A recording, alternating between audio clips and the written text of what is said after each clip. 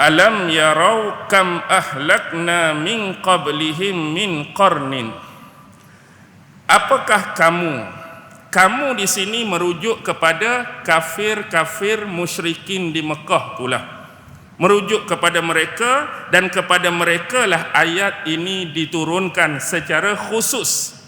Tetapi secara umumnya ayat ini boleh kita guna pakai kepada sesiapa pun, pada setiap masa, setiap zaman, setiap tempat, setiap keadaan, bagi mereka yang mempunyai sifat yang sama seperti mereka. Sifat yang Allah cerita, mereka ni melakukan kesyirikan kepada Allah. Jadi khusus waktu tu ayat ni turun pada mereka. Tetapi ayat ni umum terpakai barang siapa yang buat benda yang sama macam mereka. Orang yang melakukan syirik pada akidah, orang yang melakukan syirik pada amalan pun boleh diguna pakai untuk ayat ni secara umum. Jadi tidakkah kamu memerhatikan dan memikirkan apa dia? Kam ahlakna min qablihim min qarnin.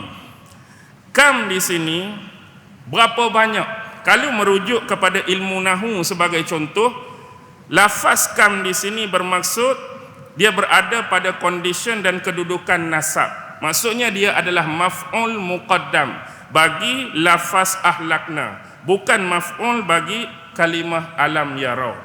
Jadi ini nak menunjukkan berapa banyak min qarnin, generasi-generasi manusia yang sebelum kamu. Allah suruh mereka berfikir, Allah suruh mereka ni tiun pemikiran mereka. Cuba kamu bayangkan, cuba kamu fikir berapa banyak dah generasi-generasi hak sebelum kamu kaitan dengan ayyamillah tadi. Yang mana ahlakna, yang sebelum kamu tu telah kami hancurkan mereka, telah kami musnahkan mereka. Mereka musnah ni sebab apa? Sebab keingkaran mereka kepada Allah, sebab mereka mendustakan ayat-ayat Allah, mereka mendustakan utusan-utusan Allah. Itu sebab mereka dimusnahkan dan dihancurkan oleh Allah Subhanahu wa taala. Baik, ulama-ulama ada yang membahaskan, kita ambil sedikit ilmu tentang kalimah qarnin tadi. Maksud yang dikehendaki dalam ayat ni, qarnin ni merujuk kepada generasi manusia.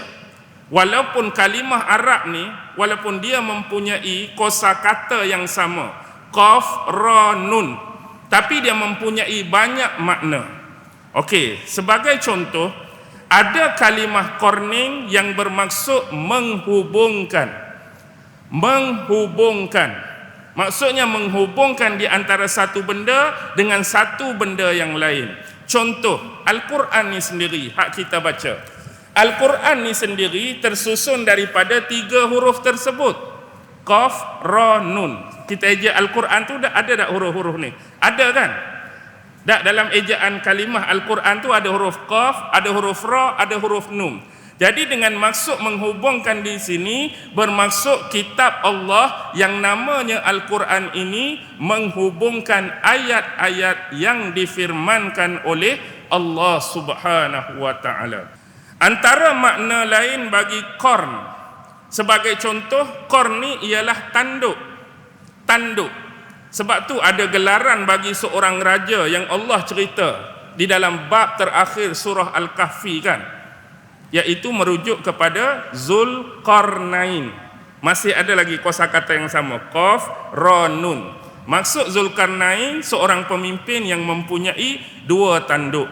Walaupun perbahasan tu panjanglah, ada riwayat menyebut 2 tanduk bermaksud dia ada 2 lekukan di atas dahi pun ada, bermaksud dia menguasai pemerintahan yang luas timur dan barat pun ada yang bermaksud dia bila berperang ni dia pakai topi yang ada 2 tanduk. Itu biarlah ulama-ulama yang menyelesaikannya, tapi itu antara perbahasan why dia digelar Zulkarnain.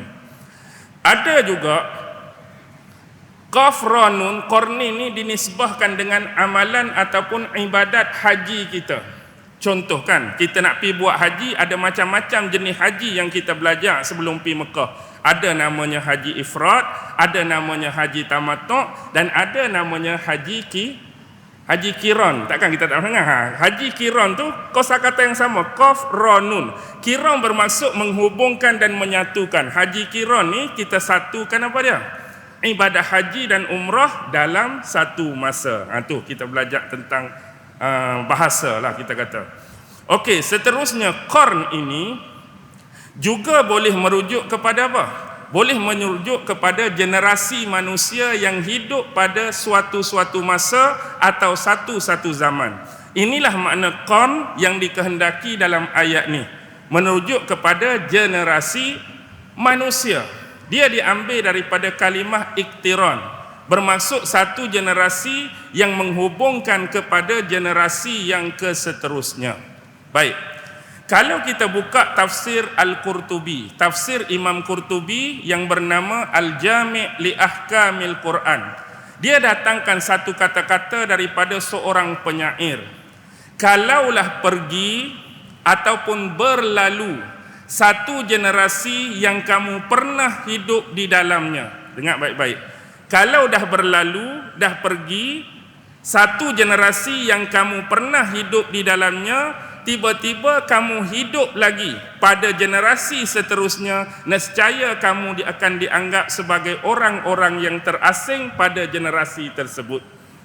Kalau dah berlalu, habis dah satu generasi yang kamu pernah hidup dalam generasi itu, tiba-tiba Allah bagi kamu umur yang panjang sampai kamu boleh hidup pada generasi yang sesudahnya atau seterusnya, nescaya kamu akan dianggap orang yang terasing, orang asing dalam generasi tersebut. Syair ini disebutkan hasil cantuman satu daripada Ibnu Manzur dalam kitab dia Lisanul Arab, satu lagi disebutkan oleh Al-Jauhari dalam kitab dia As-Sihah. Okey. Seterusnya hubung kait untuk mengesahkan ni adalah makna yang dikehendaki, sebagaimana juga satu hadis yang diriwayatkan oleh banyak imam-imam hadis. Hadis ni ada dalam Sahih Bukhari, ada dalam Sahih Muslim, ada dalam Sunan At-Tirmizi, ada dalam Sunan Ibnu Majah, dan ada dalam Musnad Imam Ahmad. Hadis ni masyhur yang selalu kita dengar. Rasulullah pernah menyebut khairun nasi qarni. Sebaik-baik kurun adalah kurun aku. Rasulullah guna perkataan kurun tu merujuk ke sebaik-baik manusia yang hidup di satu-satu masa tu adalah masa aku, yakni as-sahabah, summal ladzina yalunahum, summal ladzina yalunahum. Kemudian generasi yang sesudahnya, kemudian generasi yang sesudahnya. Lepas sahabat, zaman tabi'in, lepas zaman tabi'in, zaman tabi'in. Itu adalah sebaik-baik generasi. Dan dalam lafaz hadis tu Rasulullah guna qarni, kurun aku, bermaksud generasi yang hidup pada zaman aku. Itu makna dia. Walau bagaimanapun ada satu lagi makna kurun yang sama kita sebut bahasa Melayu hari ni, satu kurun itulah tempoh masa. Satu kurun bermaksud berapa ratus tahun? 100 tahun. Tapi kalau tuan-tuan buka tafsir Ibnu Katsir, maafkan saya, tuan-tuan buka tafsir Imam Qurtubi, dia ada buat penjelasan kurun berkaitan dengan tafsir ayat ni. Dia kata ada sebahagiannya menyebut satu kurun bersamaan 60 tahun. Ada sebahagian satu kurun 70 tahun. Ada sebahagian satu kurun 80 tahun. Dan ada sebahagian satu kurun sama seperti yang disepakati sekarang 100 tahun. Yang 100 tahun inilah diamalkan dan dianut oleh ulama-ulama ahli hadis. Ulama-ulama ahli hadis menetapkan hak banyak-banyak tadi 60, 70, 80, satu kurun tu merujuk kepada 100 tahun. Jadi bagaimana penetapan ini dibuat? Ada argumentasi dia, ada dalil, ada hujah. Ulama-ulama hadis ini menggunakan satu hadis daripada Rasulullah sallallahu alaihi wasallam. Hadis ni diriwayatkan oleh Al-Imam Ibnu Asir dalam kitab dia An-Nihayah. Tuan-tuan boleh rujuk. Iaitu Rasulullah pernah menyebutkan satu benda kepada seorang sahabat yang bernama Abdullah bin Busr. Rasulullah sebut kepada Abdullah bin Busr, kamu akan hidup selama satu kurun. Rasulullah sebut kat sahabat tu, kamu akan hidup selama satu kurun. Dan bila lihat kepada kehidupan dia selepas tu, dia hidup selama 100 tahun. Jadi berdalilkan kepada riwayat tersebut, satu kurun dimaknakan dengan 100 tahun. Okey, itulah perbahasan tentang Qarni.